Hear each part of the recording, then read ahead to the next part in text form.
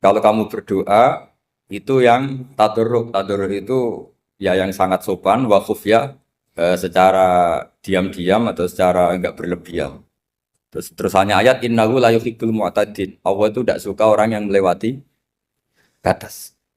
Itu termasuk melewati batas dalam doa karena ada unsur mendikte Allah. Saya memberi contoh tadi. Misalnya kita sebagai cowok berdoa ya Allah saya ingin punya istri cantik, solihah, nasabnya baik, gak pernah cerewet, gak pernah apa. Itu kan nanti nyarinya juga susah.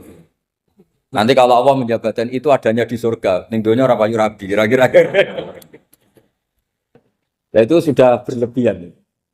Terus kalau ada ulama mengatakan doa itu mukhul ibadah, itu maksudnya gini, doa itu bukti kita minta, minta itu bukti kita lemah. Dan merasa lemah itu sudah bagian dari ibadah. Makanya masyhur itu syairnya Abdul Al-Haddad itu.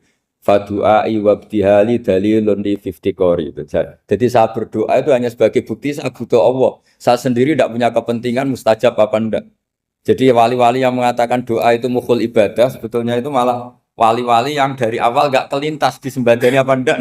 Butuhnya dia itu menunjukkan bahwa saya ini lemah. Buktinya posisinya minta. Itu yang dimaksud mukhul ibadah. Tapi kalau kita berdoa terus posisi kita protes. Katanya kamu baik ya Allah, engkau baik. Ternyata enggak juga. Buktinya semua doa saya enggak kamu kabulkan. Wah, ini malah doa kriminal. Jadi yang dimaksud mukhul ibadah itu doa itu bukti minta. Minta itu bukti lemah. Makanya ada syairnya Abdul Al-Haddad maksud fadu'a ibabdihali dalilun li fif tikoh. Jadi saya minta engkau ya Allah itu bukti saya butuh. Jadi itu bukan dua hal yang harus dipertentangkan. Jadi kalau doa dikatakan apa? Ibadah karena di doa itu minta. Nah, minta itu bukti merasa kita lemah. Berarti kita sa'il Allah mas'ul. Kita minta Allah yang kita mintain. Kita menengadah Allah yang berposisi memberi. Itu saja sudah cukup sebagai ibadah. Meskipun doa kita tidak mustajab. Karena memang tadi seperti itu. Kalau di ilmu-ilmu tasawuf itu apa ya? Doa itu memang benar-benar sudah mukhul ibadah karena tadi perasaan merasa butuh sama Allah itu. Nah, merasa butuh itu, nah kalau kita berdoa merasa butuh sama yang kita minta, itu dalam ilmu tasawuf sudah kriminal, berarti kamu lebih butuh makhluknya. Misalnya begini ya, saya ingin punya rumah bagus, terus setelah punya rumah kredit saya utangnya banyak. Sebetulnya saya itu tidak pernah ingat Allah, gara-gara utang banyak, kredit jatuh tempo, terus melibatkan Allah. Ya Allah saya ini utang banyak, ini, terus tolong dibayar. Sebetulnya saya itu ingat utang. Cuma Allah tak libatkan kan. Lah itu tidak akan jadi wali. Yang jenis ini tidak akan jadi wali. Saya ingin jadi dosen. Melibatkan siapa ya nanya? Melibatkan Allah. Terus malam-malam bangun melibatkan Allah. Itu artinya apa? Kamu itu lebih ingin yang kamu minta ketimbang ingin Allah. Kalau wali itu enggak gitu. Kangen Allah. Terus tahu Allah itu zat pemberi. Karena tahu Allah zat pemberi terus minta. Maka yang dikangen itu ya Allahnya dulu. Kalau kita kan enggak punya kasus dulu, punya keinginan banyak dulu. Baru ingat siapa yang bisa ya. Oh Allah. Allah kita libatkan. Ya untungnya Allah baik. Mau ramal utang bukan mikir. Untungnya Allah enggak jawab itu. Jadi itu bedanya wali. Kalau wali itu kangen Allah dulu, baru minta. Kalau kita enggak banyak masalah dulu, baru melibatkan Allah. Nah yang jenis ini tuh bahaya. Kalau enggak disembadani mesti ngomel ya. Gusti katanya kalau yang minta kamu kabulkan, ternyata ini enggak. Nanti kalau Allah jawab, kamu itu tidak kangen saya, kamu itu kangen uang, kangen perempuan cantik yang kamu inginkan. Terus kamu melibatkan saya. Urusannya apa saya dengan itu, Pak? Makanya tidak usah nuntut karena awalnya sudah salah. Ya saya kira itu ya. Jadi ada ayat apa? Ud'u rabbakum tadarru'aw wa khufyah. Terusannya apa? Innahu la yuhibbul mu'tadin. Itu di semua tafsir dikatakan Allah gak suka orang yang berlebihan dalam doa. Berlebihan tadi, misalnya minta sesuatu yang terlalu besar atau permintaan kemarin saja lanu addi syukroh, kita tidak bisa memenuhi mensyukuri, sudah minta lagi. Misalnya seorang jomblo, targetnya kan asal payu nikah. Tapi setelah nikah bayangkan istrinya solihah, tidak cerewet, itu kan berlebihan. Hilang status jomblo saja belum kamu syukuri kok sudah minta macam-macam. Jadi harusnya kan syukur dulu ya. Sekedar laku nikah ini kan ada syukur yang harus seperti jadi dosen juga gitu. Sekedar jadi dosen harus kita syukuri dulu karena menjadi kita tidak nganggur. Itu kan satu harkat sosial yang luar biasa. Jangan tahu-tahu sudah hari kedua cari intensif, cari ini itu, syukurnya aja belum sudah kemana-mana. Lah itu sudah mu'tadin, sudah melebihi apa? Batas.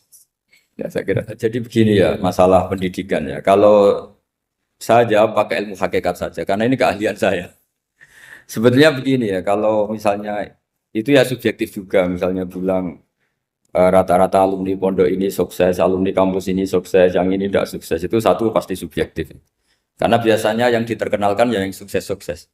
Sama saya punya tetangga dari pondok yang Anda sebut itu kebetulan tidak sukses semua. Itu jantung saya sampai ngeluh. Saya ini gimana kok? Ya, ya sudah seperti itu kan subjektif. Tapi menyangkut pendidikan itu begini ya, menyangkut hasil dari pendidikan itu. Andai kan kita bicara ilmu hakikat, misalnya kita mondok gitu, mondok kemudian jadi orang miskin, jadi orang yang menurut orang banyak tidak berguna di masyarakat. Ternyata kita ini orang yang kelihatan tidak punya karir, tapi kalau malam sujud sama Allah, punya anak niat memperbanyak orang sujud, terus punya ibu yang sakit-sakitan kita rawat. Meskipun kita tidak jadi dosen, tidak jadi menteri. Tapi indah Allah itu luar biasa karena berstatus ngerawat ibu, ngerawat anak, ngerawat istri. Nah Islam itu datang dengan jargon-jargon seperti itu. Sehingga Nabi kalau muji itu ada Uwais Al-Qarni, ini orang yang luar biasa. Ternyata dia itu punya ibu lumpuh yang kalau kemana-mana harus digendong. Ketika tetangga-tetangganya berhasil sowan Rasulullah itu Uwais Al-Qarni tidak bisa. Karena setiap ibunya dipamitin mau sowan ke Rasulullah itu sama ibunya nggak boleh. Tapi apa yang terjadi? Justru dipuji-puji Nabi sebaik-baiknya kurun. Kurun itu waktu adalah kurun yang ada Uwais Al-Qarni. Saya punya teman, ini kisah nyata, saya berkali-kali ngisi ngaji di komunitas ulama. Ini mungkin tidak bagus untuk kampus, tapi harus saya utarakan supaya ya kita evaluasi. Saya bilang gini, saya ini jadi kiai itu sering iri sama orang goblok. Orang goblok itu barokah kata saya gitu. Itu kiai-kiai kaget semua karena saya bilang orang goblok itu barokah. Saya beri contoh gini, misalnya saya pinter, terus juara MTQ, juara hafal Quran atau juara baca Quran secara tartil. Ujung-ujungnya saya dapat apa? Hadiah umroh atau apalah, atau hadiah rumah atau apa. Pertanyaannya adalah mendapat. Saya ulang lagi, mendapat. Sementara ada santri yang bodoh, gara-gara bodoh itu dosen UI yang enggak, jadi kiai yang enggak, akhirnya dia jadi pekerja di Korea. Barokahnya bodoh tadi. Karena di Korea melihat orang ateis, akhirnya dia kepikiran bikin masjid. Sebagian gajinya disumbangkan untuk masjid. Ini bodoh pendiri masjid. Tapi kita gara-gara dosen dakwah di masjid, ini pinter dapat uang dari masjid. Nah ini bukan nyindir, ini biasa saja. Ini maksud saya. Maksud saya, kamu jangan ngabaikan hidup. Akhirnya apa yang terjadi? Saya ini punya teman ini betul. Saya ini kan kecelok dulu tuh Gus Alim. Nasib saya di mana-mana dihormati. Kadang saya merasa dosa. Kok dihormati? Saya punya teman, dulu gobloknya minta ampun sekolah, sekelas sama saya. Gobloknya, soalnya gobloknya harus disepakati. Sudah. Iya, goblok mujma'al ya kira-kira. Singkat cerita, dia itu hidup di pedalaman Kalimantan, sekitar tahun 92. Dulu kan biasalah di dalam hutan itu pasti ada penebangan hutan macam. Dia ada bosnya, yang jelas dia ada bosnya. Saya yakin juga agak kriminal. Karena dia tidak yang illegal logging. Pokoknya ditakdir dia hidup di tengah hutan. Ikut orang. Setelah itu dulu nggak ada HP, sering kirim surat ke saya, Gus, saya ini hidup di tengah hutan, tapi saya ini Muslim pernah mondok, kalau nggak bikin Jumat itu nggak enak, bikinlah dia Jumatan. Nah karena dia pernah ngaji fikih Syafi'i, kalau Jumatan nggak ada orang 40 itu harusnya zuhur tidak Jumatan. Tapi orang yang kerja di situ tidak mau. Wong dino Jumat kok zuhuran loh Pak. Kalau dino Jumat ya Jumatan ya. Tanya saya, Gus itu kalau ada kaulnya enggak supaya Jumatan ndak orang 40 sah. Singkat cerita dia lama-lama jadi pendiri masjid di situ. Dia punya sedikit gaji ya dipakai masjid, punya sedikit tanah diwakafkan untuk masjid. Artinya apa? Indawa ini banyak orang bodoh, ternyata di komunitasnya dia muassis, pendiri, pemberi.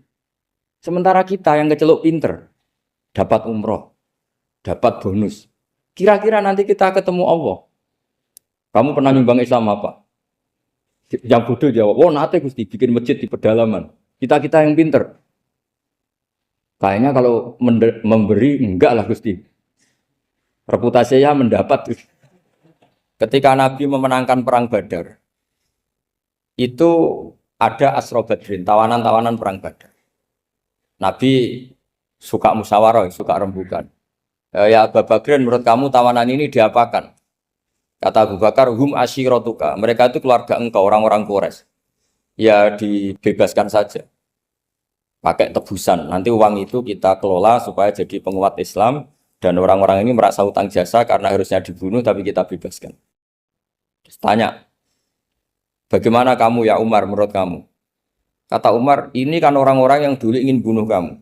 Yang ingin menghabisi jenengan, ingin dan sudah ngusir jenengan. Ya setelah ketangkap ya dibunuh, kok repot.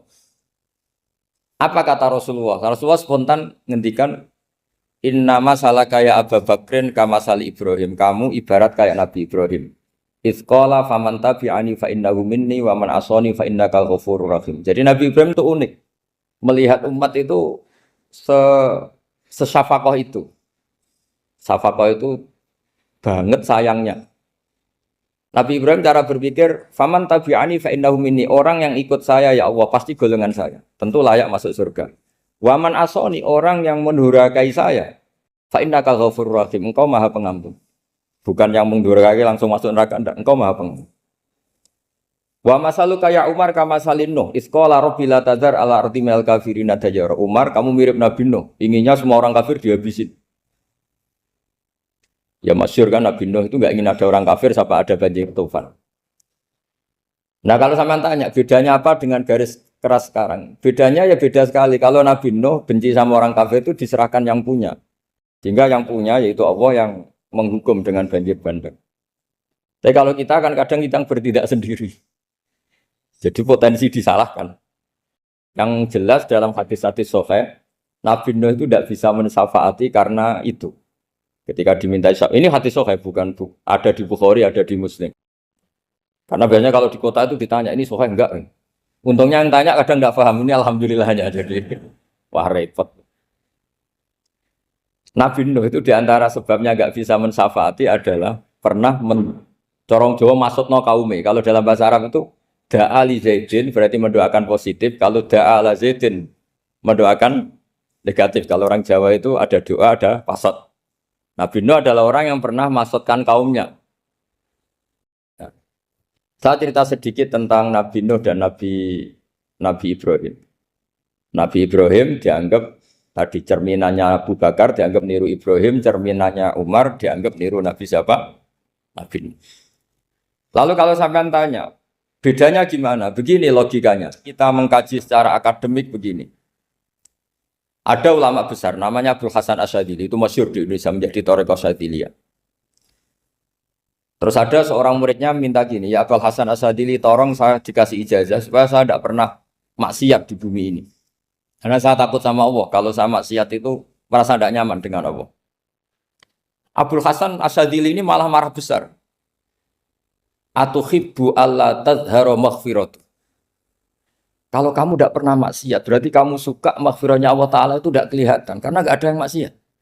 Tapi bukan dukung kamu yang tidak. Ini cerita ilmiah. Tapi kalau Said Abdul Al-Haddad, itu kebalikannya. Ada orang fasik gitu, hidup berkeliaran, mengganggu masyarakat, ganggu ketertiban agama. Ada kiai atau siapa gitu mendoakan supaya tobat atau dikasih panjang umur supaya nanti bisa tobat. Itu beliau, Said Abdul Al-Haddad marah besar. Man da'a li fasikin bil baqa faqad ahabba ayu sawahu fi ardi. Orang yang mendoakan orang fasik hidup berarti dia suka Allah dimaksiati di buminya. Jadi akhirnya jadi kutub besar, yang satu Sadziliyah, yang satu Haddadi. Kenapa ya? Karena tadi yang satu cerminan Nabi Isa, yang satu cerminan Nabi Yahya. Sebagaimana sabda Rasulullah tadi, ulama ummati ka anbiya'i bani Israil. Juga masyhur dalam aplikasi pengajaran juga gitu. Masyhur sekali dalam kitab-kitab diceritakan. Kalau Said Abdul Al-Haddad, kalau ada orang sowan itu, kamu ngaji sama siapa? Sama si A. Gitu. Pernah nangis gak pas ngajar? Gak pernah. Udah enggak terus, enggak usah diterusin ngaji orang seperti itu. Artinya atas ya, wong ora iso nangis ya. Tapi kalau Abu Hasan Asadili kebalikan, kamu ngaji sama siapa? Sama si A.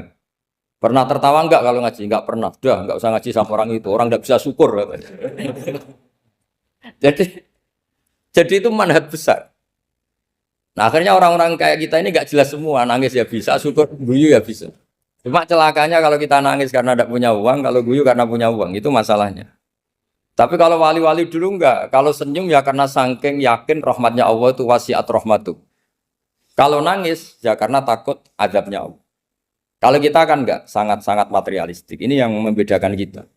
Sebenarnya nangis dan senyum itu satu keharusan karena Allah punya madharul jalal. Ketika Allah dengan sifat keagungannya, maka kita ini seorang Jawa serako bersenyum. Tapi Allah itu kadang sebagai madharul jamal. Adanya satu keasikan. Sehingga yang merengut itu yang salah. Makanya dalam ilmu tasawuf, kutub wali itu hanya dua. Allah dengan madharul jalal, dengan Allah yang madharul jamal. Contoh madharul jalal misalnya gini.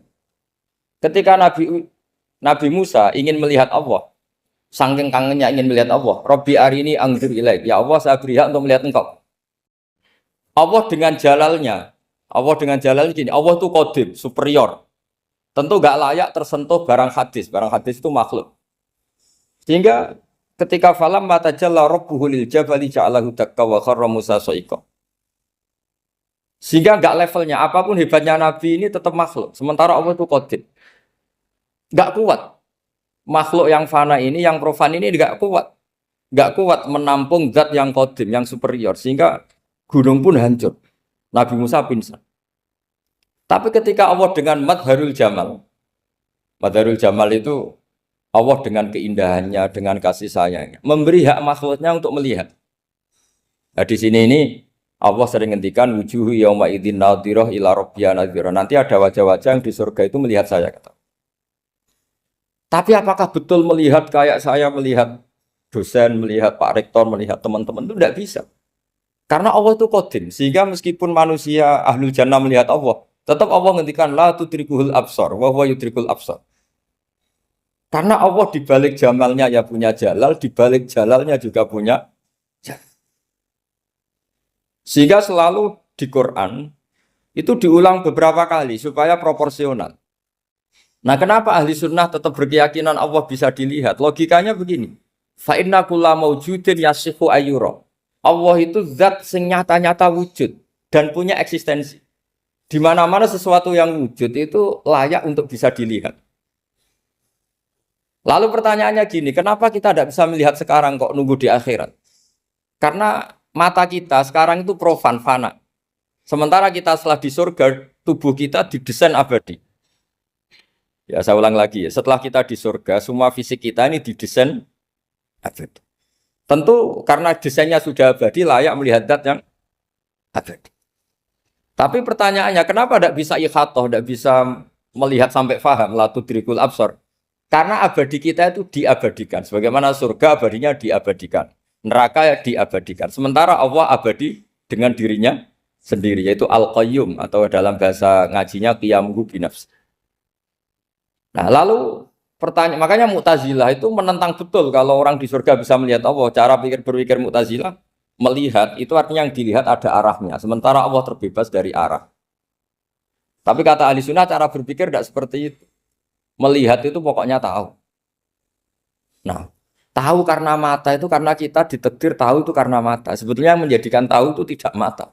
Ya kalau tahu ya tahu saja, bukan harus pakai mata. Itu cara berpikir ahli sunnah wal jamaah. Jadi sabri ya bocoran. Kenapa mazhab ahli sunnah itu yang dipilih oleh banyak mayoritas di dunia, jumhur itu. Ahli sunnah itu dianggap pikirannya lebih orisinal. Misalnya ahli sunnah kalau ditanya, kenapa kamu melihat? Ya melihat saja. Kenapa kamu mendengar? Ya mendengar saja. Kesannya itu tidak rasional, kayak orang yang nggak pinter itu. Tapi sebetulnya itu yang benar. Jadi cara berpikir ahli sunnah itu melihat itu menjadi tahu. Menjadi tahu itu bisa karena mendengar, bisa karena melihat, bisa karena dikasih tahu, bisa karena bersentuhan. Sebab itu di Quran itu ada ayat ala ya'lamu man khalaqa, bukankah zat yang menciptakan itu menjadi tahu. Sehingga kenapa Allah itu selalu tahu? Karena Allah yang menciptakan. Kalau kamu tahu karena mata, sekali itu jauh, maka kamu tidak melihat. Atau kamu sekarang buta, kamu tidak melihat. Atau tertutupi barang itu, maka kamu tidak melihat. Tapi kalau kamu tahu karena kamu menciptakan, maka akan melihat terus. Misalnya saya ini tukang batu. Saya ingat betul ketika saya bangun Monas, itu pulpen saya tak tanam di dalam Monas. Saya ingat betul kalau pulpen saya warnanya putih, tak tanam di Monas 2 meter dari pondasi.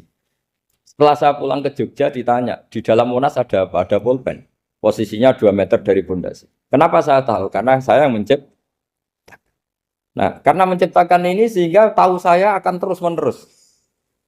Tapi kalau tahu karena mata sekali barang itu tertutupi, nggak tahu. Misalnya saya tahu jenengan karena dekat sekali jenengan kemana-mana saya sudah tidak tahu. Tapi kalau saya menaruh sesuatu di tubuh Anda, sehingga kamu kemana-mana tetap tahu bahwa barang itu ada di tubuh. Nanti kalau ada yang protes, tapi bisa saja Gus barang itu dicuri orang kemudian Anda tidak tahu. Yang menjadi tidak tahu karena saya sudah tidak menciptakan suasana itu. Selagi saya yang menciptakan, maka akan tahu terus. Nah, tapi karena Allah ini menciptakan semua yang ada di bumi, maka Allah tahu terus. Jika Allah tahu cara bikin kuman, terus tahu bahwa manusia itu punya kuman, kumannya punya organ, organnya juga punya kuman. Mesti gak kebayang. Kamu bayangkan kayak makanya Allah itu kalau cerita sederhana, innallaha la yastahi ayyadriba mathalam ma ba'udatan fama fawqaha. Allah itu tidak malu bikin perumpamaan nyamuk, karena nyamuk itu lebih dahsyat dibanding gajah. Para pematung itu disuruh bikin gajah masih mampu. Bikinkan patung gajah, mungkin masih sanggup. Tapi kalau tak suruh bikin patung nyamuk, nggak usah bikin hidup, patungnya saja sekecil itu. Padahal nyamuk kecil itu punya organ tubuh. Lalu bikinnya organ tubuh nyamuk itu kayak apa? Organnya punya kuman. Kumannya punya organ. Organnya juga punya kuman. Sehingga orang-orang alim itu baca nyamuk itu lebih jadi ayat Allah ketimbang melihat dinosaurus. Tapi sekarang orang itu nggak tertarik ceritanya. Jadi beda perasaannya orang alim sama orang awam. Kalau orang awam tuh melihat mukjizat kan yang dasar-dasar kayak dinosaurus, gajah, wow gitu. Kalau orang alim nggak, malah melihat nyamuk. Kealiman seperti itu terjaga di umatnya Muhammad, di umatnya Rasulullah Muhammad SAW. Karena ketika umat ini nggak ditunggui para nabi, itu Allah menjamin Muhammad, ulama umatmu nanti punya kemampuan seperti nabi. Tentu tidak dalam keutamaan ya, keutamaan tentu nggak sekelas sama nabi. Kenapa itu terjadi? Karena tadi para nabi ini mewakili sekian. Kalau kita sangat mencintai Indonesia, maka kita akan tegas siapapun yang ingin menghancurkan Indonesia. Itu kira-kira cerminan Nabi Nuh. Kalau kita sangat mencintai Allah, maka kita akan benci sebenci-bencinya sama orang yang mendurhakai Allah. Tapi masalahnya, Allah yang kita cintai itu memaklumatkan diri kalau bersifat ghafur, pengampun. Sehingga kalau kita terlalu kasar, ini kan yang kita cintai bersifat ghafur kok kita kasar. Di sini Nabi Ibrahim. Beliau sangat mantel sekali sama yang durhaka sama Allah. Tapi mau mantel gimana? Zat yang mengajarkan itu bersifat ghafur. Maka kita mau tidak mau. Makanya ada riwayat mengatakan takhallaku bi akhlaqillah. Kamu bertata krama kayak akhlaknya Allah. Akhirnya ya sudah. Kita mau apa coba? Kira-kira kalau kamu mencintai seseorang, itu potensinya kan dua. Protektif. Ada telepon, itu dari siapa? Cewek atau cowok, protektif. Itu bukti cinta apa bukti suudon kan tidak tahu. Tapi misalnya kamu cinta perempuan terus WA-an sama lelaki nggak apa-apa, jalan sama lelaki nggak apa-apa, sama masa lalunya pacarnya juga nggak apa-apa. Itu cinta apa pembiaran? Kan sama-sama nggak jelas. Nah kira-kira mencintai Allah itu kira-kira analoginya seperti itu. Kalau yang satu protektif, Allah harus zat satu-satunya yang disembah. Nggak boleh didurhakai, nggak boleh dikhianati kok. Sehingga ini sangat keras sekali. Nah, ini Nabi Nuh. Di sini ada Nabi Ibrahim. Karena orang yang zat yang kita cintai bersifat ghafur. Jika kalau kita terlalu tegas beda dengan sifatnya Allah yang bersifat ghafur. Nah umatnya Nabi seperti itu mulai dulu. Ada yang moderat, ada yang keras, ada yang setengah keras, setengah moderat. Ada yang ngambil sikap, oh urip mangan turu, ngenteni mati. Itu lebih baik itu timbang punya ijtihad tapi gak jelas mendingan Itu ada riwayatnya, suatu saat ibadah akhir umatku terbaik adalah tidur. Maksudnya tidur itu gak ngambil sikap, masyhur itu. Saya beri riwayat yang ada di Bukhari Muslim. Satakunu fitanun. Al-qa'id fiha khairun minal qa'im wal qa'im fiha khairun minal masyi wal masyi fiha khairun minas sa'i. Nanti di akhir zaman itu banyak fitnah. Kata Rasulullah, yang duduk lebih baik ketimbang yang berdiri. Yang berdiri lebih baik ketimbang yang jalan. Yang jalan biasa lebih baik ketimbang yang jalan bergegas. Man tasyarrafa laha tastasrifu. Fitnah itu adalah siapa yang terlibat maka akan semakin parah. Sehingga semenjak itu ulama berpikir nanti di akhir zaman kalau ada fitnah, itu sebaiknya orang ngambil sikap sepasif-pasifnya, secuek-cueknya. Jadi semua syurahul hadis sepakat makna hadis ini apa? Orang disuruh sikap secuek-cuek. Misalnya pilihan presiden, contoh kecil pilihan presiden. Mungkin para intelektual nggak merasa, tapi kalau ulama itu cara berpikir beda. Pilihan presiden, kamu fanatik milih A, yang satu fanatik milih B. Ya presiden atau bupati atau gubernur. Terus yang satu bilang gini, wah kalau nggak di presiden A, nggak di bupati A, nggak di gubernur A, negara ini rusak. Mungkin betul dari segi jejak rekamnya A ini bagus. Tapi pertanyaannya secara tauhid, bagaimana Anda menggantungkan kesejahteraan sama makhluk? Kamu nggak pernah terusik begitu kan para intelektual? Itu kan melukai. Bagaimana mungkin Anda menggantungkan kesejahteraan dengan seorang makhluk? Wah kalau di presiden A pasti Indonesia makmur, kalau bupati A pasti Sleman makmur, pasti Bantul makmur. Nah, bagaimana mungkin makhluk yang sedang soleh kamu pastikan selalu soleh? Wong dia makhluk bisa sementara yang B misalnya fasik, wah kalau dipimpin B pasti rusak negara. Bagaimana kamu pastikan B yang fasik selalu fasik? Dia saja dia husnul khotimah, yang fasik pas mimpin jadi soleh, yang soleh pas mimpin jadi fasik. Akhirnya ulama karena tahu sifat manusia itu baru badan kendali di tangan Allah, sikapnya nggak jelas. Saya ini termasuk orang yang terkenal nggak jelas. Karena kalau ditanya, Gus sampean milih presiden mana, bakti mana? Sanad pangeran sing dadi aku loyal. Wah, anut pangeran yo kacau. Wah, luwih kacau menan anut pangeran kata saya. Ini kan sudah tidak sambung karena pikirannya ulama. Memang nggak beda, cara berpikir ulama itu beda. Bahkan bapak saya itu kalau didik saya itu begini. Kalau meseli saya atau ngirim saya dulu itu kan pakai mes. Ini uang kamu 500.000 untuk kamu. Mesti ditambahi 100.000 ini untuk buat jajan sama teman-teman. Mesti ada uang pokok, ada uang sodako. Dulu saya sering tanya, kenapa bapak sangat menghormati teman-teman saya? Kata bapak, kue mondok, aku raiso nyukupi, sing iso nyukupi ya konco-konco. Ternyata betul, rata-rata anak kuliah atau anak mondok, uang pribadinya kan 8 hari dari dikirim sudah habis. Berarti kan masih 22 hari, kok bisa hidup itu kan barokahnya teman-teman itu. Malah yang agak beling itu 1 hari sudah habis, berarti ada 29 yang bergantung sana-sini. Sehingga Nabi dulu cara ngendikan itu unik. Kata Nabi, da'un nasayar zuku wahu ba'duhum ba'duh. Menusau barnawa, enggak saling memberi rezeki. Ketika ada collab, Medina itu pernah collab, terus sekarang pernah defisit. Beberapa pakar ekonomi datang ke Rasulullah, ya Rasulullah, sa'ir, tolong dikasih harga standar. Tapi apa jawabannya Nabi? La tusairu fa inna Allaha huwal musair. Kamu jangan kasih harga, Allah sendiri yang menentukan harga itu.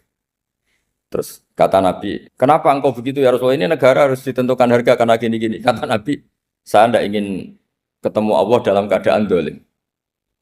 Tapi ini tentu di teori ilmu modern ini masalah. Tapi menurut orang modern. Tapi kalau menurut ilmu hakikat itu nggak akan masalah. Misalnya, kenapa Nabi tidak menentukan harga dalam keadaan negara seperti itu? Jawabannya pakar-pakar hakikat. Ya saya ulang lagi pakar-pakar hakikat. Begini, misalnya ada orang menimbun supaya nanti harganya mahal. Terus ditimbun terus sampai nunggu harganya mahal. Lama-lama dia sadar kalau timbunannya nggak ada gunanya karena ternyata orang nggak beli. Nah, ketika orang nggak punya kemampuan beli, yang menimbun juga nggak punya uang. Nah, tapi kalau sampean tanya, tapi Gus nak tuku barang pokok kan kita mati karena kehabisan stok. Itu masalah tauhid Anda. Bagaimana mungkin kamu bayangkan seorang makhluk tidak bisa hidup atau nggak dapat rezeki? Nabi itu orang yang sampai ke derajat hakikat, dari tidak pernah bayangkan gitu. Salah sampean jadi orang yang tauhidnya masalah. Sehingga terus bayangkan, wah kalau negara ini kayak, wah kita makan apa? Kalau negara nggak stabil, wah kita gimana? Itu tidak bisa seperti itu. Dulu ketika kita dijajah Belanda, itu kiai-kiai kita, Mbah Hasyim Asy'ari, Mbah Ahmad Dahlan, mondoknya di Mekah. Sampai alim alama, dua beliau, Mbah Hasyim sama Mbah Ahmad Dahlan itu ngajinya sama-sama Syekh Khotib Minangkabau. Cuma Mbah Hasyim lebih menekuni ke Syekh Mahfud Termas, yang satu menekuni Syekh Khotib Minangkabau. Jadi dua beliau itu ngaji di guru yang sama. Mbah saya, buyut saya itu ya sudah mondok Mekah. Zaman dijajah Belanda. Sekarang kita agak dijajah, agak mondok di sana. Buyut saya itu zaman itu sudah haji. Buyut kelima saya. Itu dulu kalau ingin cari tempat yang teduh, itu masuk ke gua. Itu masuk gua itu hanya kepalanya saja. Kakinya masih di luar. Karena gua di Arab tidak seperti gua di sini. Kalau gua di sini kan orang bisa masuk semua. Kalau gua Arab kan hanya celah-celah batu-batu besar. Sehingga ketika Rasulullah hijrah ke Madinah, singgah di gua Sur, kata Abu Bakar gimana? Andai kan ada orang kafir di depan gua. Kata Abu Bakar gimana? Andai kan mereka melihat kakinya, pasti melihat kita. Karena gua di sana itu satu tubuh tidak bisa masuk penuh. Kalau gua di sini kan ada yang mobil saja bisa masuk. Nah itu bahasa ya kalau mau istirahat itu masuk gua, separuh badan di dalam gua, separuhnya masih di. Nah sekarang terus kita bilang, wah kalau kita negara tidak stabil, kita haji kemana dulu? Zaman dijajah Belanda ya kita. Jadi yang berusaha terangkan di antara sifat dasar orang-orang baik adalah di mana saja, kapan saja itu memberi manfaat. Termasuk tentu saat paling sulit. Jadi Nabi Isa menceritakan dirinya itu wa ja'alani mubarakan nama kuntu, saya ditakdir Allah berada di mana saja memberi berkah, memberi kemanfaatan bagi orang lain. Ada beberapa cerita tentang Nabi Isa, jadi perlu diketahui ada tiga nabi yang seperiode. Satu Ibrahim dan Nabi Lut. Ibrahim itu sama Nabi Lut itu pernah paman. Kedua Nabi Musa dan Harun. Sebetulnya yang jadi nabi itu Nabi Musa, tapi Nabi Musa karena alsak, lisannya anda jelas, minta Nabi Harun, ya tentu minta kepada Allah supaya Nabi Harun jadikan nabi. Terus ketiga Nabi Isa dan Yahya. Yahya bin Zakaria, terus Isa ini pernah keponakan Zakaria. Kira-kira kalau di Jawa ya misanan antara Yahya dan Jawa Isa. Jadi ada tiga nabi yang seperiode. Tapi yang paling berkompeten, yang sederajat kira-kira seperti itu hanya Isa dan Yahya. Karena Nabi Lut dan Nabi Ibrahim itu beda level. Karena Lut ini pernah keponakan, jadi hubungannya kira-kira yang murid dan guru. Terus Musa dan Harun itu juga nggak level karena Nabi Harun ini jadinya Nabi itu atas permohonan Nabi Musa. Sehingga meskipun Harun itu kakaknya, tapi nggak berani bantah. Jadi Nabi Musa itu dalam cerita, beliau itu alsak. Alsak itu lesannya agak kedal. Tapi ini alsak yang barokah. Jadi dulu ceritanya Musa kecil karena dia seorang Nabi, beliau seorang Nabi. Itu kalau melihat Fir'aun itu mangkelnya bukan main. Padahal kecilnya dirawat Fir'aun. Singkat cerita mulai kecil sudah usil. Kalau melihat Fir'aun itu ya jenggotnya dipakai mainan. Pokoknya nakal. Lama-lama Fir'aun curiga, dasar orang Israel. Nabi Musa ini turunan Israel. Lama-lama Fir'aun itu yakin kalau itu sengaja.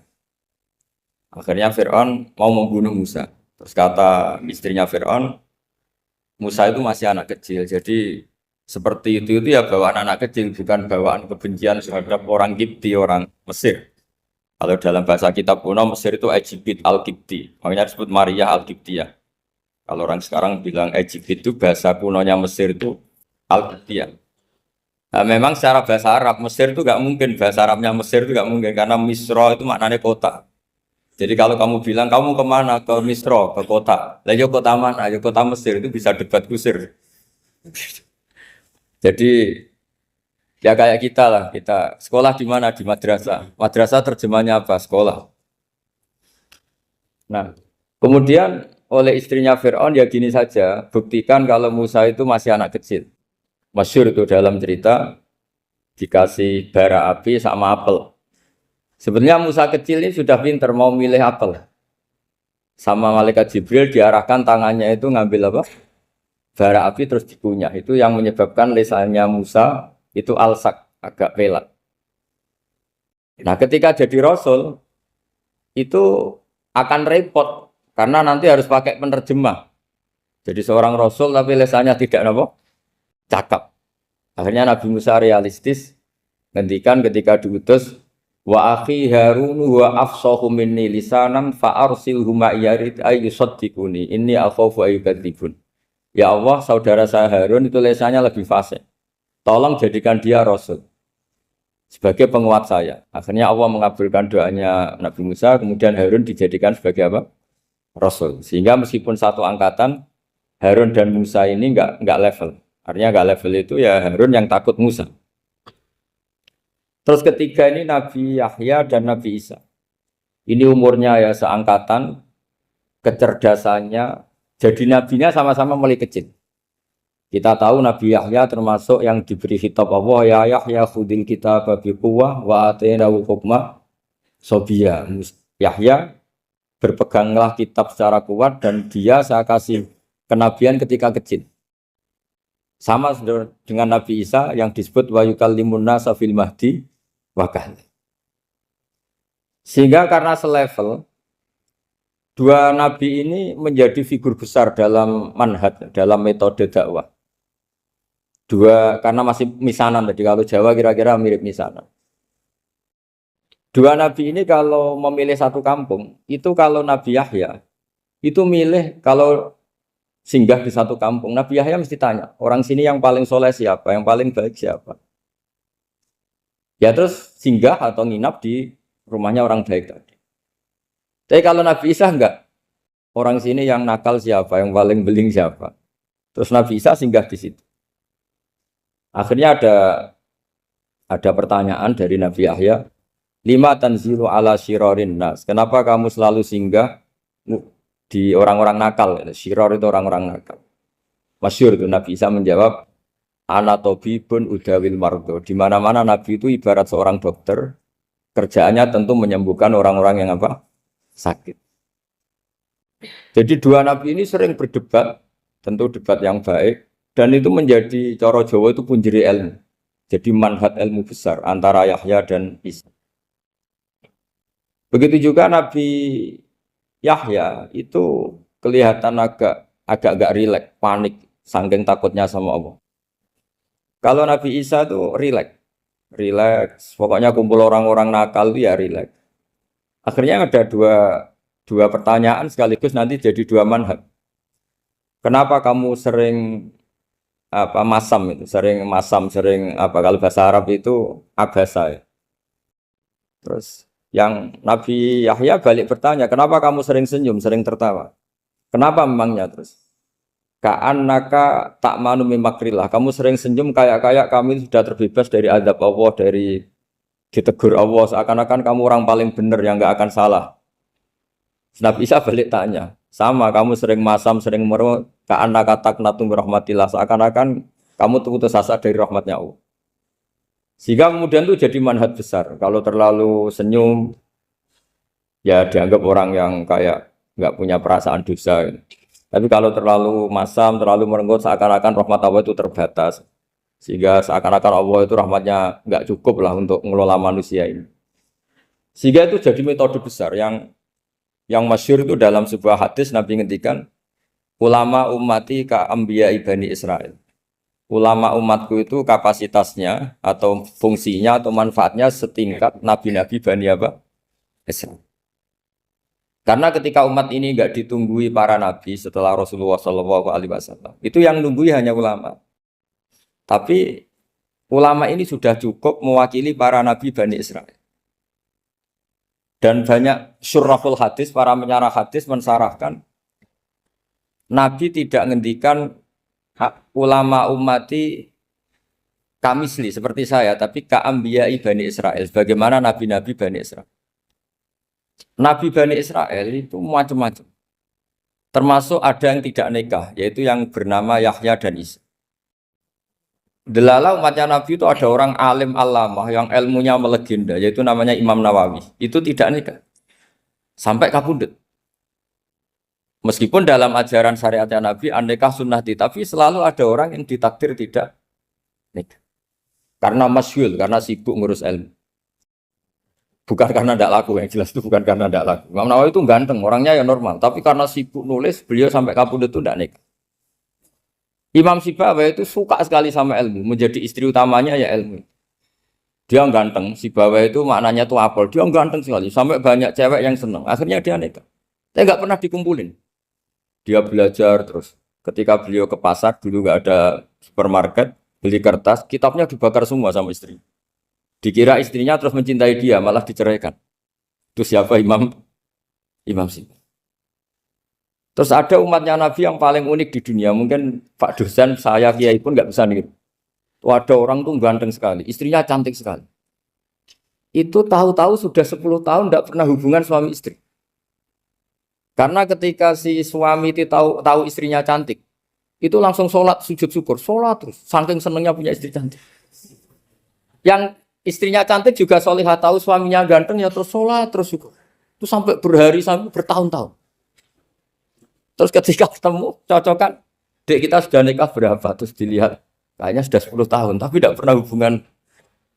Oh itu nggak kebayang, itu ganteng sama cantik. Kalau jelek sama jelek itu mungkin. Yang satu bilang naudzubillah, satu itu kan nunggu rafa saja. Ini nggak ganteng sama cantik. Nah kenapa kualitas ulamanya Rasulullah itu bisa seperti Nabi Bani Israel? Karena agama ini, umat ini sudah ada ditunggui para nabi. Jika mau tidak mau kualitas ulama, alhamdulillah barokahnya Nabi itu berkualitas kayak nabinya Bani Israel. Soal kebahagiaan, nenek moyang pulau jenengan tuh anaknya banyak, dijajah Belanda, jajah Jepang ya nyatanya anaknya banyak. Itu kira-kira bahagia apa enggak? Nah, artinya gini ya tentu kita tidak ingin dijajah itu tentu ya, tapi kita ini selalu latah. Wah kalau ekonomi jatuh kita makan apa? Kalau kita dijajah kita tidak perlu seperti itu. Rahmatnya Allah Ta'ala itu akan adrokatna. Rahmatnya Allah Ta'ala akan menemukan kita. Apapun kondisi kita, apapun keadaan kita. Ini cara berpikir tauhid. Sehingga Nabi itu tidak pernah bayangkan umatku narata tunggoni piye, ditunggoni Allah. Sehingga masyhur dalam hadis-hadis sahih, la tazalu ta'ifatun min ummati dzahirina 'alal haq la yadurruhum man khadalahum wala man khalafahum wala man nawa'ahum. Selalu di umatku ada kelompok-kelompok yang selalu membela kebenaran dan tidak akan terkalahkan oleh kesesatan di akhir zaman. Kenapa? Cara berpikir orang tauhid itu sederhana begini. Allah menamakan dirinya Al-Hadi, penunjuk jalan. Dan sifat Allah pasti nafidah karena Allah tidak terkalahkan. Sama seperti Allah menyifati dirinya Ar-Razzaq, Ar-Razik yang memberi rizki. Maka orang segoblok apapun, selumpuh apapun, selemah apapun tetap dapat rizki.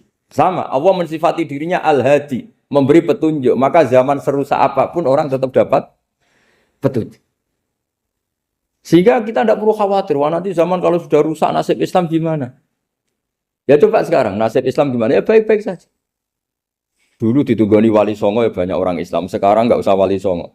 Ditunggu dosen-dosen yang ngajar aja tunggu digaji. Kiai pidato ya ada yang beri salam template. Itu kalau nuruti definisi ikhlas itu tidak ada yang masuk. Tapi meskipun demikian agama juga jalan. Kenapa agama ini jalan? Karena Allah Al-Hadi, penunjuk jalan. Ketika Allah mensifati dirinya penunjuk jalan dan sifatnya Allah pasti nafidah, pasti terjadi. Karena Allah tidak pernah gagal. Sehingga agama ini akan ada terus sampai akhir zaman. Coba Amerika kayak apa, Islamofobia. Di Amerika tambah lama tambah banyak Islam, Eropa juga gitu, Australia juga gitu. Anda kan nuruti teori sosial. Sudah dunia sudah materialistik kayak gini, orang dohirnya itu akan meninggalkan agama. Nyatanya tidak juga. Saya pernah di Korea seminggu, itu di negara ateis. Itu TKI ke sana tuh nyari uang. Ternyata ya kepikiran bikin masjid, bikin komunitas Islam. Coba siapa yang menggerakkan hati itu? Hanya Allah Subhanahu wa Ta'ala. Ya, jadi cara berpikir tauhid saya ulang lagi, saya mohon sekali di pengajian ini saya cerita wajah alani mubarakan aina ma kuntu. Jadi cara berpikir sekian nabi, terus kita punya karakter tertentu, kita milih nabi ini itu sah. Karena ulama ummati ka'ambiyai Bani Israel. Ulama umatku itu ibarat kayak nabi Bani Israel. Jadi ada yang milih tadi. Seperti Nabi Isa fokusnya ngurusi orang-orang nakal. Itu juga bagus karena di mana-mana nabi itu seperti dokter. Tapi Nabi Yahya hanya berkawan sama orang-orang soleh. Kita tahu berkawan orang fasik itu resiko ketularan. Iman pas-pasan wae kancana nang fasik kan taqabbalallahu minna minkum gitu. Wong kamu sendiri tidak sehat-sehat amat berteman orang penyakitan kan bahaya. Tapi kalau kamu sebagai dokter kok hanya berteman orang sehat, lalu kamu apa? Penelitiannya gimana? Masa saya dokter spesialis, pernah penelitian, semua orang sehat saya pernah saya teliti. Itu dokter aneh apa enggak? Saya dokter spesialis TBC, spesialis paru-paru. Yang kamu teliti siapa? Semua orang sehat. Pernah meneliti yang sakit? Tidak pernah. Kan ya jadi dokter aneh. Tapi misalnya terus kamu sendiri terus berteman orang penyakitan terus kan ya rawan tertular. Nah, ini ada dua figur yaitu Nabi Yahya dan Nabi siapa? Ya saya kira demikian.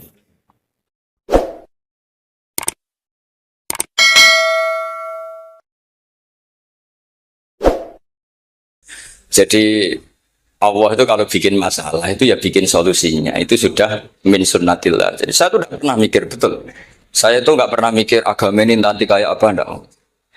Selain saya tahu Allah yang akan menjaga agama ini, dipikir gak dipikir, memang kalau zaman lebih buruk ketimbang kemarin. Itu sudah nasihat Nabi. Ma min yaumin illa ba'dahu syarrun minhu. Nah ini karena materinya sanad, mungkin ini spesifikasi saya. Saya mohon sanad itu ditulis, tapi tidak diimani. Jadi yang ditulis itu hanya sebagai perangkat mudawwan. Karena kalau sampean imani itu bahaya karena nanti tidak hadits tawatur. Makanya kritiknya para ahli hadis terhadap sanadu ahli qiraah, misalnya jenengan dari Gus Najib, dari Mbak Abdul Qadir atau dari Mbak Arwani, kemudian Mbak Munawir, kemudian apa Syekh Yusuf Ad-Dimyati, terus Syekh Sa'id Antar misalnya sampai Syekh Haruni dan seterusnya. Itu kan hanya menyebut satu orang. Ini harus dicatat. Padahal sanad khususnya Quran itu lafadznya harus mutawatir. Kaifiyatul ada juga harus mutawatir. Jadi harus riwayatu jam'in an jam'in la yumkinu tawatuhum alal kadzib. Makanya kalau ngaji sanad itu harus bersamaan dengan itu kita katakan bahwa menyebut Mbah Munawir itu fardun min afrodil am. Karena kalau enggak berarti sanad kamu menjadi ahadi. Kita tahu kan hadis riwayat ahadi itu masalah. Masalah apa enggak? Masalah hadis itu yang keren, yang mutawatir. Padahal Quran itu faqal hadis. Makanya saya bilang sanad itu ditulis tapi tidak usah diimani. Kalau itu tok, ya harus diimani. Kalau itu sebagai jam'un an jam'in, kebetulan tahunya itu lewat guru. Jadi kita cara berpikir ya, sebetulnya semua Quran itu riwayat jam'in an jam'in dari kelompok besar ke kelompok besar. Kebetulan tahu kita dari satu orang, misalnya Mbak Munawir atau Mbak Arwani atau Gus Najib atau Mbak Arwani dan sebagainya. Saya itu punya bapak, buyut-buyut saya itu hafal Quran. Mereka ya pantangan malah, makanya itu sirinya. Kenapa kadang-kadang kiai dimintai sanad itu nggak mau. Tapi kalau sudah ahlinya nggak minta pun dikasih. Itu dulu tradisi ulama dulu gitu. Sufyan Ats-Tsauri kalau dimintain sanad santrinya bilang gini, sudah kamu pulang saja. Kalau saya sudah tahu kamu benar, saya datang ke kamu kasih sanad. Saya yang datang ke kamu tak kasih sanad. Saya itu punya sanad ya baru-baru. Saya bangun mendekati wafat baru dikasih. Karena nunggu tadi, nunggu kelayakan. Kalau tahu-tahu minta sanad kan gaya-gayaan toh. Terus dicetak di figura. Terus seakan-akan legal jadi muridnya Gus Najib. Itu aneh. Saya ulang lagi ya. Jadi kita harus ngadepi satu hukum, hukumnya Allah. Sanadul Quran itu harus mutawatir. Walau mutawatirnya riwayat jam'in an jam'in sing la yumkinu tawatuhum alal kadzib. Sehingga kita nyaman. Misalnya kita mau tidak mau menyebut setelah hafaz, itu kita hanya menyebut asim.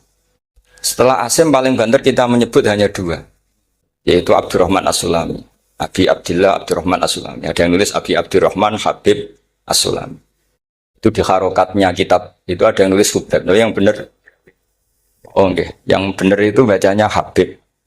Habib itu Sulami itu ikut marga Robi'ah. Itu kemudian ditulis gurunya hanya dua, yaitu Abdurrahman As-Sulami sama Zirin bin Hubes. Setelah Zirin bin Hubes, sahabat yang ditulis itu hanya Utsman, Ali, Ubay bin Ka'ab.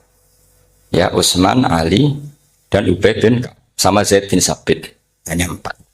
Sekarang kita teliti betapa bahayanya itu. Bahayanya begini. Zaid bin Sabit itu orang Ansor. Artinya kalau orang Ansor itu tidak menangi periode Makkiyah. Bagaimana dia bisa meriwayatkan semua Quran sementara dia Ansoriun yang notabene hanya mengenal surat-surat nopo Madaniyah, sementara ayat Makkiyah atau surat Makkiyah itu bawahnya.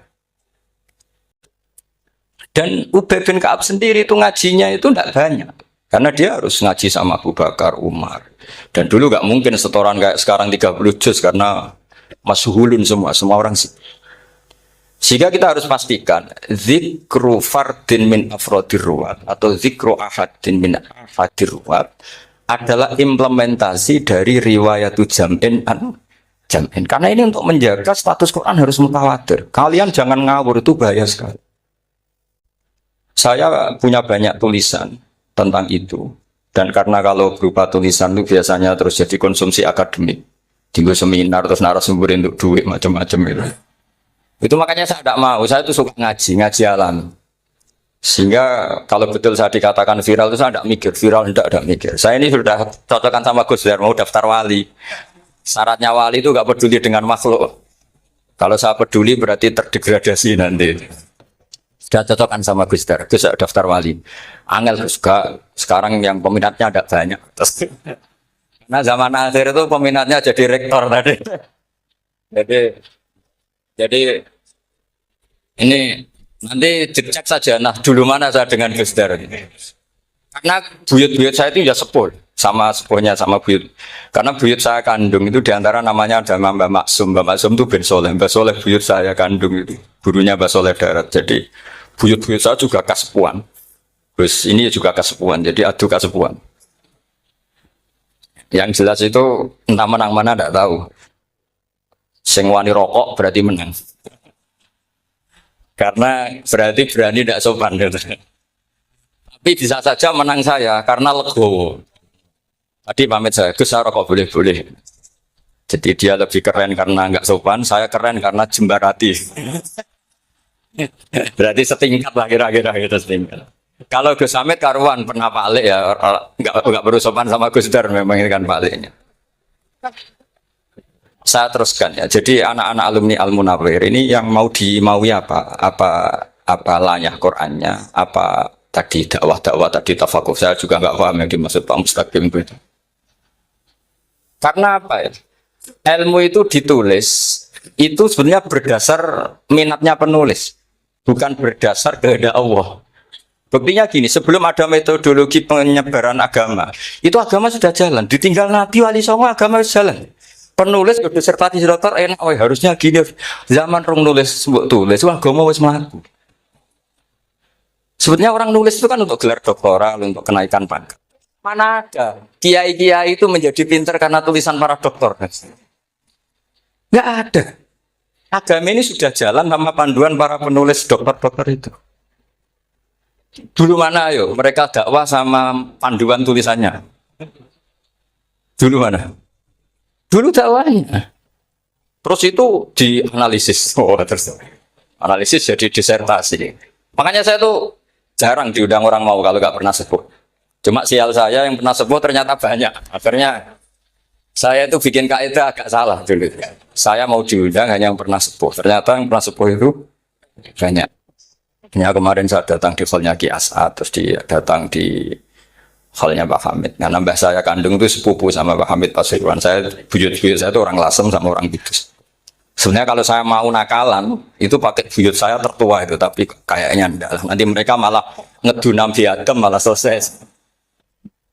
Karena kalau saya pakai buyut saya yang Mbah Soleh itu, yang gurunya Mbah Soleh Darat itu, nanti sampean pakai Nabi Adam. Bisa tuntas saya. Meskipun saya mungkin lewat Qabil atau lewat Habil, nanti cocokkan lagi. Jangan-jangan jenengan yang lewat Qabil, saya Habil. Malah panjang lagi, nggak tahu aktenya juga nggak. Kira-kira delok potongannya. Kalau yang alim kayaknya pantasnya lewat habil. Gitu. Kalau yang tidak alim ya pantasnya lewat tidak tahu saya. Campuran ya kombinasi. Coba kalau kamu jadi saya, pusingnya bukan main. Untuk daftar wali itu pusingnya bukan main. Harus melalui, karena saya tidak ingin jadi wali lewat jalur sabar, ingin jalur alim itu mah agak berat. Jadi wali itu ya fakir sabar ya wali. Dan itu ya berat juga. Fakir itu kan ya berat. Bojo ngamuk, tonggo ora percaya. Tapi saya tidak ingin lewat jalur itu, repot. Diutang tonggo, ditagih repot. Terus kedua jalur bojo judes itu ya repot lagi. Kan dulu ada wali bojone judes jadi wali. Bareng bojone apian nggak jadi wali. Masyhur itu di Ubud dulu Jen, ada orang wali. Dia ke hutan, temannya datang. Mana suami kamu? Wah, nyari kayu di hutan. Memang nggak punya pekerjaan lain. Semoga dimakan macan. Orang suami nggak jelas. Mulai dulu profesinya hanya cari kayu. Datang itu kayunya seonggok itu di bawah harimau. Terus keramat. Suatu saat cerai. Terus temannya tadi datang. Di mana suami kamu? Nyari kayu di hutan. Doain selamat, kasihan. Mulai dulu pulang dipikul. Terus ditanya, lo kenapa kamu sekarang kamu pikul tidak pakai harimau? Semenjak istri saya solihah saya ada wali. Itu juga pilihan ya. Jadi pilihan kedua itu, ini kamu ingin daftar mana? Fakir sabar, fakir sudah fakir istrinya judes itu juga cukup.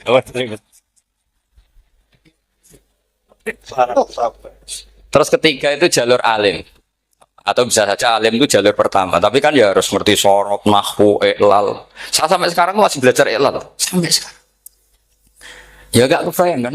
Tapi begini ya, Quran itu al-mira fil Quran kufrun ya, atau al-jidal fil Quran kufrun. Ya, ada dua riwayat. Memperdebatkan Quran itu kafir. Nah awal debat itu karena Quran dianalisis. Sehingga karena dianalisis ini sebetulnya yang masuk itu analisisnya apa? Para analis. Bukan hakikatul ilm.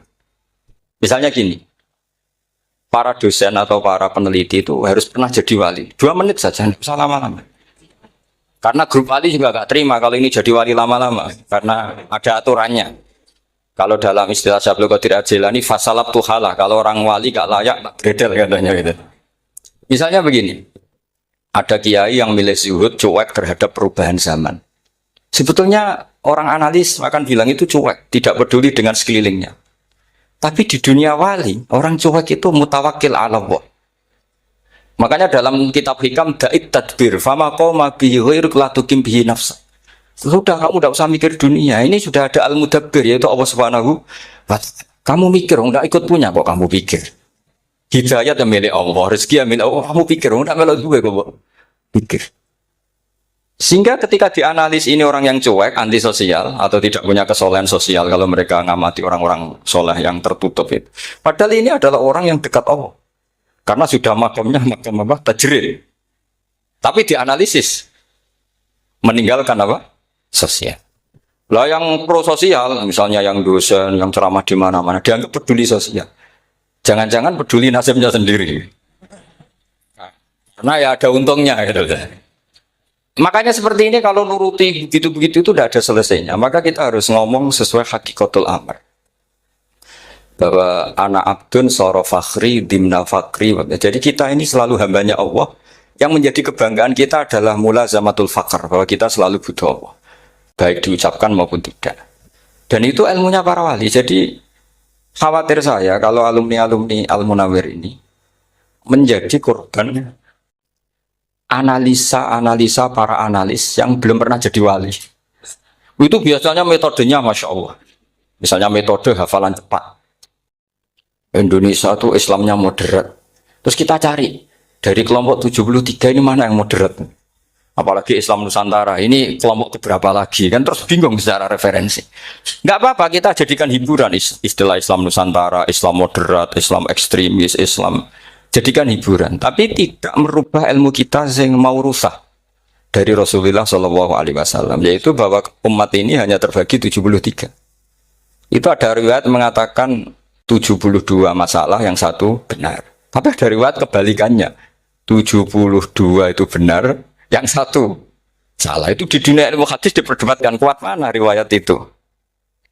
Tapi karena kita ini terlalu mengkonsumsi orang yang nggak ahlinya, ya sudah sepihak tadi kita hanya menguatkan riwayat yang 72 masalah, yang satu benar. Tapi pertanyaannya, kuat mana dua riwayat itu? Kita yang ahli sunnah itu baca beberapa teks hadis, itu banyak ahli hadis yang mendukung dua-duanya. Nah, padahal logikanya secara ilmu, wal hadis idza tatarraqahul ihtimal saqata anhul istidlal, ya kalau ihtimalnya banyak ya sudah nggak usah dipakai dalil. Tapi kan kita ndak etis ya, karena guru-guru kita juga pakai dalil itu. Tapi sebetulnya di sarah-sarah itu dijelaskan. Apalagi di kitabnya Habib Muhammad bin Abdillah Al-Haddar, mertuanya Habib Zain bin Smith, juga mertuanya Habib Umar Hafid. Beliau termasuk orang yang setuju 72 itu benar, yang satu yang masalah. Ketika ditanya siapa itu Az-Zanadiqah, orang-orang yang sintik. Yang satu kebalikannya, 72 masalah, yang satu benar, siapa itu Ahlu Sunnah wal Jamaah. Nah, kalau kamu mau neliti secara serius, lafaz-lafaz seperti itu polanya sama. Semua ilmu ada pola seperti itu. Misalnya di Quran ada istilah fi yaumin kana miqdaruhu khamsina alfasan. Ada istilah lagi ka'alfisanatim mimma ta'udun. Itu kan hitungannya beda jauh. Yang satu 1000 tahun, yang satu hanya 50 khamsina alfasana, 50 ribu tahun. Ngitungnya gimana? Ngitungnya gampang saja kalau kita tidak punya tradisi menganalisis. Ketika Abdullah bin Abbas ditanya, lalu ke alfasanatin maknanya apa? Khamsina alfasana maknanya apa? Ya yaumun aradahu, wah itu hari yang dikehendaki Allah. Kamu tidak perlu tahu. Memangnya kalau kamu tahu terus mau apa? Itu kan memang satu ilmu. Karena dulu orang itu tidak perlu istighfar bima la ya'nihi, tidak perlu sibuk dengan sesuatu yang tidak perlu tahu. Malah orang dulu itu punya jargon wa inna minal ilmi la jahlan. Sebagian ilmu itu jadi bodoh. Misalnya gini, saya tadi kenalan sama Pak Mustaqim, saya tidak akan tanya bapaknya siapa, mbaknya siapa. Karena itu tidak penting bagi saya. Yang penting saya itu nyari ilmu yang menjadikan saya diridani Allah. Sehingga orang dulu itu kalau kenalan itu tidak pernah tanya. Karena dianggap nggak penting. Itu makam sama, kamu tahu 100 tahun itu apa, atau 50 tahun itu apa, 1000 tahun apa, itu tidak penting, Jurab bin Abbas. Wasal amma yurdika, kamu tanya apa yang menjadi ridhonya Allah Ta'ala. Sehingga ketika orang dulu cuek, mau kenalan kok tidak ditanya bapaknya asalnya mana. Mereka itu apa ya? Konsisten dengan konstitusi min husni islamil mar'i tarkuhu malaini. Tapi para analis, wah ini tidak familiar, kenalan kok dingin-dingin saja. Orangnya dingin, pasif. Ini tidak pasif, ini tarku malah yakni. Jadi gak sambung memang calon wali sama calon rektor itu tidak sambung. Jadi memang nggak sambung, cara berpikirnya beda. Makanya saya mohon ini apa ya? Ya itu tadi saya sudah cocokkan sama Gus Darin. Jadi kalau kamu daftar ya monggo. Nanti saya tidak tahu yang nanti jadi ketua saya Pak Gus Dar, tidak tahu saya. Jadi, ya saya teruskan ya tentang sanad ya, karena ini yang ditulis di materi ini sanad. Saya mohon sekali, sanad itu kamu yakini sebagai fardun min afrodi dzalikal jam'i.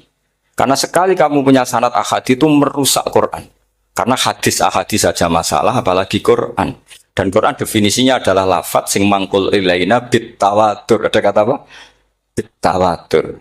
Makanya saya itu kalau nulis ya minhum ya. Jadi harus ditambahi minhum. Di antara sahabat yang diambil tadi Abdurrahman As-Sulami sama Zirin bin Hubes adalah Ali, Utsman, Ubay bin Ka'ab, Zaid bin Sabit. Tapi itu mesti ada yang hilang banyak. Saya hitung saja secara logika ya. Dan ini pasti benar, nggak mungkin benar, tapi pasti benar. Ada ayat sing nazalat fi Abi Bakrin. Tentu Abi Bakar lebih tahu. Kayak masalah hijrah. Jelas la tahzan isqala li sahibihi la tahzan innallaha ma'ana. Ada ayat yang jelas tentang Aisyah kayak hadisul ifki. Innalladzina ja'u bil ifki usbatum minkum la tahsabu syarral lakum bal huwa khair. Itu jelas Aisyah lebih tahu. Ada ayat yang turun tentang Umar, yaitu tentang Asra Badrin. Laula kita buminna wa isabaqa lamasakum fima nadabun terus. Ada ayat yang lebih spesialnya Utsman. Sekarang cara disiplin ilmu harusnya kita talaqi dzalikal lafzi atau talaqi riwayah fi hadisil ifki an Aisyah wa fil hijrah an Abi Bakar. Wa fi riwayatil farqi bainal haqqi wa bainal batil dari Umar. Karena ya ibn Nabi hasbukallah wa man ittaba'aka minal mu'minin, itu asbab nuzulnya Umar. Ali tentang ayat hadani khasmani ikhtasamu fi rabbihim, itu jelas nazalat fi Ali. Secara disiplin ilmu, kalau kamu ingin disiplin riwayat harusnya sanadnya seperti itu. Makanya kalau Aisyah dibantah tentang hadisul ifki, ayat itu turun tentang saya. Jadi ilmu saya, kata Aisyah, nggak pernah kalah dengan kamu. Tapi kita tetap saja pakainya. Makanya Abdullah bin Mas'ud itu masyhur, nggak terima dia disejajarkan dengan Zaid bin Sabit. Ketika dia tidak termasuk tim lajnah untuk Rasul Utsmani, dan dia nggak mau memang. Itu Utsman coro sekarang dimaki-maki. Kamu melibatkan Zaid bin Sabit. Yang saat saya sudah bela Nabi, dia masih di rahimnya orang kafir, katanya. Karena Zaid bin Sabit ini junior sekali, bukan sekedar junior, tapi junior. Terus kata Abdul bin Mas'ud, saya ini sadisu sittatin fil Islam. Saya itu masuk Islam ketika orang Islam tinggal baru 6. Disaingi orang yang Islam kemarin, katanya. Nggak mau dia. Dan itu bukan keangkuhan, tapi profesional. Jadi harusnya kita mikir kenapa sanad Quran hanya lewat orang-orang yang notabene ansoriyin. Mestinya kan nggak menangi periode surat-surat apa? Makkiyah. Maka kita butuh menyebut banyak sebetulnya. Maka saya mohon meskipun tulisannya hanya Ali, Utsman, Ubay bin Ka'ab, Zaid bin Sabit, di hati kamu tetap minhum, apa? Di antara sahabat yang kebetulan mudawwan terbukukan itu. Karena ini bahaya kalau dalam ilmu riwayat, karena Quran harus riwayat itu jam'in anjam. Saya beri contoh betapa pentingnya orang-orang yang nggak ahli ilmu. Orang nggak ahli ilmu, tapi barokahnya tawatur itu ya mutawatir. Meskipun harus lewat mungkin tegirnya medsos atau TV atau mubalek atau orang nggak jelas-jelas, nggak apa-apa. Sementing ila darajatid tawatur. Pernah ada seorang khotib, masyhur itu cerita itu. Saya punya kitab yang dikarang oleh orang alim, tapi jenisnya jenis peneliti. Meskipun nanti pas analisisnya saya juga agak setuju, tapi ya riwayatnya saya setuju. Itu ada orang khotib baca ayat wala tanggihul musyrikati hatta yu'min wala amatum mu'minatun khairum min musyrikati walau ajabatkum. Dia masih baca wala tanggihul musyrikina hatta yu'min. Masih baca bi fathita karena depannya bi fathita, belakangnya juga fathut ta. Maka maknanya menjadi gini, wala tanggihul lan ojo nikah sira kabeh, karena ini mutaaddi yang ila mafulin wahid. Kowe ojo nikah sira kabeh lanang, karena ingkaha atau ya ingkahu. Karena wala tangkihu berarti la tangkih, la tangkiha, la tangkihu. Berarti khitabnya pada jamak mudzakkar salim. Wahai para lelaki muslim, kamu jangan nikahi lelaki musyrik. Wah, itu si Arab itu tersiksa. Hebatnya apa? Dawuhnya Allah kalau bakas sekelas itu. Nggak usah dilarang, yang mau minat tuh siapa? Karena maknanya jadi wala tangkihu, kalian para orang Islam lelaki jangan menikahi lelaki musyrik. Sing pengen nikahi Donald Trump ya sopo gitu. Mbok ndak usah dilarang ya kita ndak akan menikahi. Kebetulan yang pinggirnya khotib ini orang alim. Jari semua alim. Iku khotib sing goblok. Asline ayate ra ngono. Ayatnya gimana? Itu bidomitta wala tungkihu. Ketika wala tungkihu maknanya menjadi benar karena wala tungkihu lan ojo nikahno sira para wali khitabun lil auliya, bukan khitab pada lelaki tapi khitabun lil auliya. Wala tungkihu lan ojo nikahno sira kabeh ayuhal auliya, para wali-wali banatiku mek anak wedok sira kabeh, ojo mbok nikahno al musyriki ing lanangan musyrik. Berarti di sini menjadi pelarangan para wali yang punya anak putri. Wali dilarang menikahkan anak putrinya ke lelaki musyrikah. Jadi itu kamu kalau ngaji itu jangan sembrono, jangan pas kiai ini ngantuk wala tangkihu lolos terus dapat sanad wala tangkihu. Oh, siapa setor yang enggak ditegur? Enggak ditegur itu kemungkinannya kan dua kiainya enggak pati dengar. Paham ya? Atau kamu ngawurnya pinter sehingga enggak konangan, nyerobot saja. Tapi bagi kita ahlul ilm itu fatal betul. Sehingga orang-orang ahlul ilm itu mesti mengharokati sekian mawadi uzalal istilahnya. Karena bahaya.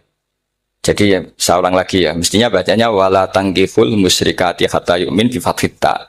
Itu betul, wala tangkihul lan ojo nikah sira kabeh lanang Islam, ke ojo nikah al musyrikati ing wadon perempuan musyrikah. Tapi kalau yang kedua harus dibaca bidomit ta wala tangkihu lan ojo nikahno sira kabeh para wali ai banatikum maf'ul bih awal dibuang ing anak wedok sira kabeh ojo mbok nikahno al musyrikin. Tapi sekali dibaca walantang itu, maka kualitas maknanya itu terjadi. Wahai para lelaki mukmin, jangan nikahi lelaki musyrik. Makanya si Bedui ini tanya, apa betul itu kalamu? Wah, iya. Masa Allah ngendikan sekacau itu?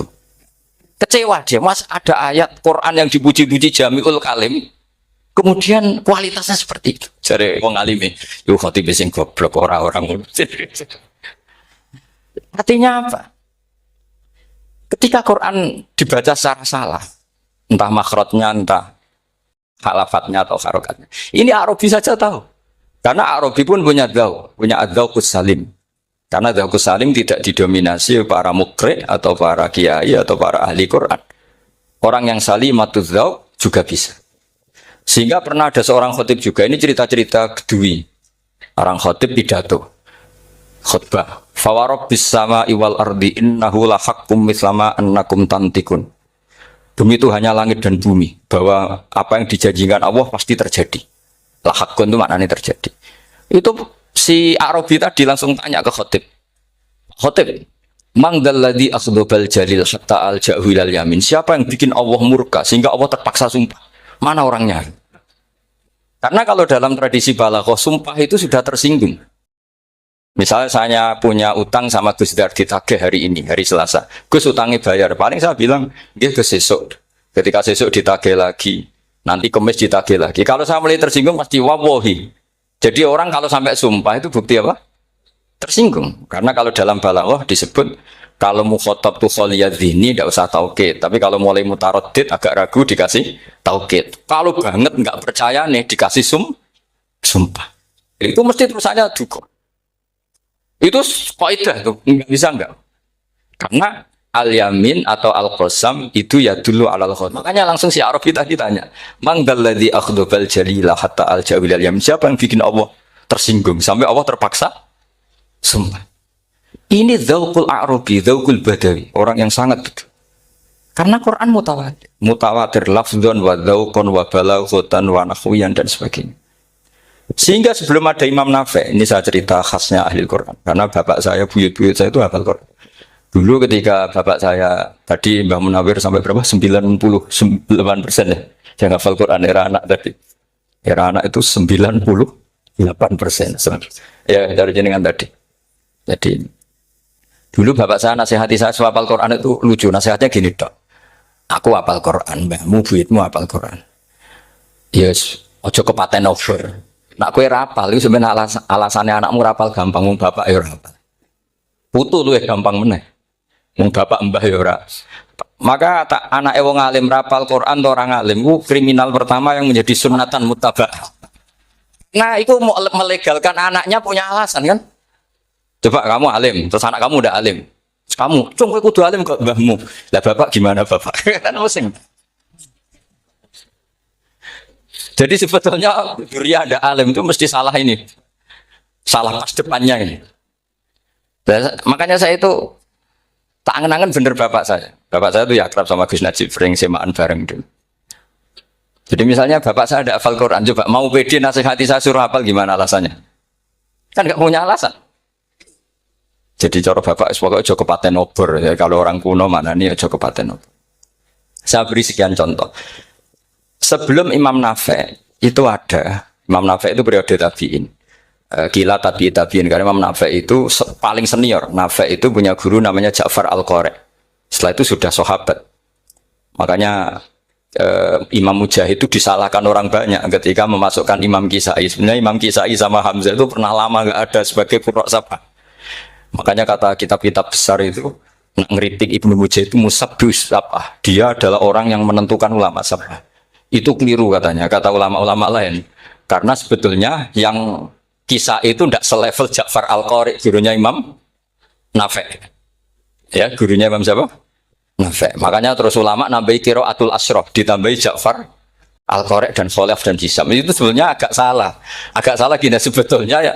Yang Kisai harusnya masuk yang salah sah tambahan, bukan yang Ja'far, karena kan nggak fair. Nafi' saja yang muridnya termasuk Qurra Sab'ah, gurunya termasuk salah sah al-mutammimah lil asyraf ya, as-salah al-mutammimah. Kita sebagai orang yang bidangi itu sebenarnya agak protes. Tapi yang terkenal gitu ya sudah lah, ikut saja daripada fitnah. Tapi kita sebagai ahlul ilm sebenarnya tahu duduk perkaranya. Ya tapi ya sudah lah, itu nggak sampai salah fatal. Sebelum ada Imam Nafi' itu ada pernah, ini meskipun cerita agak nggak valid, tapi diakui bena ahlul ilm. Ada orang datang ke Rasulullah bilang begini, ya Nabi Allah, seorang lagi, ya Nabi Allah, he wong sing diceritani Allah. Karena naba'a maknanya cerita, isim fa'ilnya nabiun, orang yang dapat cerita dari Allah. Itu kanjeng Nabi guyu seneng. Terus anak Quraisyun jadi Nabi, aku itu wong Quraisy, la yuhammis, orang Quraisy itu gak suka hamzah. Jadi kalau saya baca ya Nabi Allah. Tapi terus setelah itu ada Imam Nafi'. Setelah periode sahabat, tabi'in ada orang bernama Nafi'. Imam Nafi' itu muridnya Ja'far Al-Qari'. Itu dia mengatakan itu mahmusullah. Coba kita kalau baca coba amma yatasaalun, coba anin nabail azim. Berarti naba apa? Mahmusullah. Nabi ibadi, nabi nyeritakno sira ibadi ing pira-pira kaula ingsun anni anal ghafurur rahim wa nabbihum al-dhaifi Ibrahim. Semuanya pakai hamzah. Tapi pas isim fa'il, Imam Asim menghafif hamzah menjadi ya. Sehingga beliau baca, ya ayyuhan nabiyyu. Imam Nafi' enggak mau, ini mahmusul lam. Sehingga dia baca tetap, ya ayyuhan nabiyyu. Andai kan aku rakadung ditetir melok kira Ahmad Syukur, aku melok Imam Nafi', yakin. Karena menurut saya lebih, sorofnya lebih lurus, lebih urut. Andekan saya enggak, tapi takdir saya kan harus Asim, harus Nabiyun, enggak Nabiun. Tapi barokahnya Imam Nafi', akhirnya kita tahu. Andekan tahu-tahu ada iya, ini cara Pak Mukhtarom Busro, mesti dikira nakis yain. Nah naba yang bunubuan atau haza yahzu huzuan. Padahal enggak dari haza yahza hus.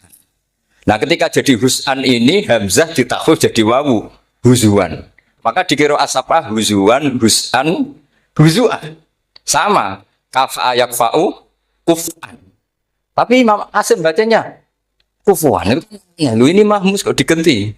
Wah. Ya kamu enggak tahu aneh. Karena enggak nekuni itu. Mengapa lawe sangel mikir ngono barang itu. Ah sementing wayu semaan wis ribet. Nah kita ini kadang kriminal baru. Maksudnya asal lari semaan ora tau mikir.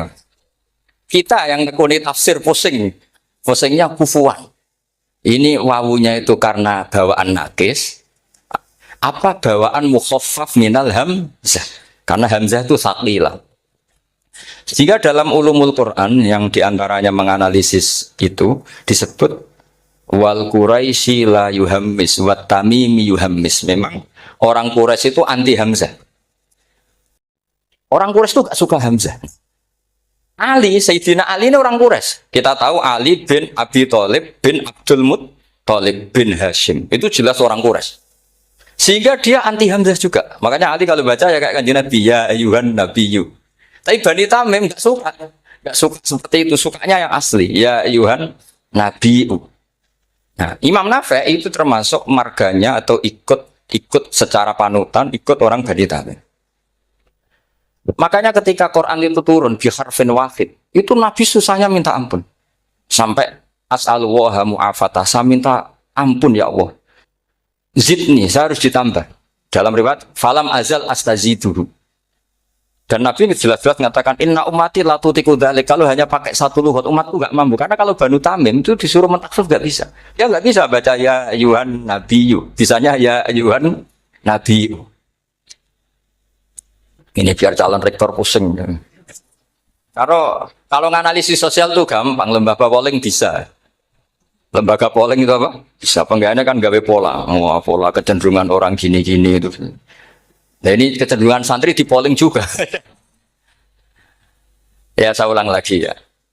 Tapi barokahnya qiraatun Nafi'. Yang saya ulang lagi, sebetulnya Imam Nafi' itu tidak mubtagir, tidak yang pertama melakukan itu. Orang-orang Arabi Bani Tamim itu ya dulu kalau manggil Nabi ya Nabi Allah, bukan ya Nabi Allah tapi apa? Ya Nabi Allah. Maknanya luwih jelas. He wong sing tok cerita sangka Allah. Buktinya lihat di isim di fi'il amarnya. Nabi ibadi. Coba. Nabi nyeritakno sira ibadi. Berarti maksud kalau dimaknani pakai kitab, Nabi nyeritakno sira ya Nabi he wong sing dadekno. He wong sing tok ceri. Semuanya mahmus hamzah, mahmus lam. Tapi orang Quraisy enggak mau. Sehingga orang Quraisy, lah lucunya ini memang ya lucu entah keramat enggak tahu. Gurunya Imam Nafi', Ja'far itu, kalau untuk fi'il itu malah dia setuju ditakhfif. Makanya banyak qiraah innama yu'minu jadi apa? Yu'minu. Nah, jadi Imam Asim disalahno tidak bisa. Jadi dari Imam Asim kira-kira gini, wong aku fi'ile wis tak hamzah, no mosok isim fa'ile hamzah pisan kan itu. Lah sing Imam Ja'far lucu, isim fa'ile di hamzah, no fi'ilnya ndak. Jadi nak baca ya yu'minu mu'minun. Nah sorof itu ya ada sisi agak ngawur. Ini coba Pak Tarom Busro mesti gak terima. Sorof itu ada ngawurnya Pak Tarom. Tapi ya sudah kita terima. Ngawur dengan tanda kutip. Misalnya jenengan kalau nasrif kan amana yu'minu imanan. Coba kalau Anda jadi fi'il mudhari'. Kenapa saya tidak diiklal sendiri? Amana asluhu amana ala wazni af'ala. Ubdilat ala hamzatus saniyatu alifan. Mergo istima'ihima fi kalimatin wahidah fasara mana? Imanan. Asluhu imanan. Ala wazni if'alan. Ubdilat alhamdulillah saniyatu ya'an mergo liwuku'iha ba'da kasrotin fasara iman. Coba kalau kamu jadi yu'minu. Cuma ilmu ini gak syarat jadi rektor aman Pak Mustaqim, gak apa-apa. Syarat jadi rektor gak harus jelimet seperti ini. Tapi syarat jadi wali lah itu. Kalau syarat jadi wali itu harus malah terusannya gitu wayang barang. Tadi saya cocokkan sama Gus Dar. Gus Kiai sing wayah itu kok keramat-keramat. Mbak Munawir istrinya banyak ya keramat. Mbak Kusairi Pasuruan itu Jember wayah ya. Jangan-jangan syaratnya keramat tuh. itu apa ya? Itu analisis sepihak sama saya. Cocokkan sama saya. Tapi itu tidak harus dibenarkan ya sudah ini cerita aja. Coba kalau Anda jadi ahli sorof, Anda kan mungkin tidak ahli sorof. Kita yang ahli sorof sama Mak Tarom itu mesti tersiksa.